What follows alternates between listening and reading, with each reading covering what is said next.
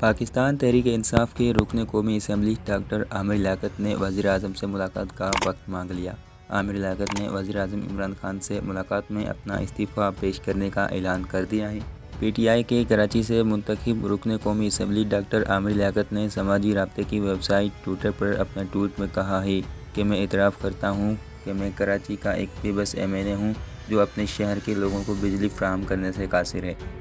انہوں نے کہا کہ مجھ سے کراچی اور بالخصوص اپنے حلقے کے لوگوں کا تڑپنا سسکنا نہیں دیکھا جا سکتا۔ انہوں نے کہا کہ وزیر اعظم سے وقت مانگا ہے، مل کر انہیں استعفیٰ پیش کر دوں گا۔ یاد رہے کہ عامر لیاقت حسین اکثر تحریک انصاف کے کارکنان کی بھی تنقید کا نشانہ بنتے ہیں اور اب ان کا صبر جواب دے گیا اور انہوں نے ایک بے بس رکن اسمبلی ہونے کا اعتراف کر لیا۔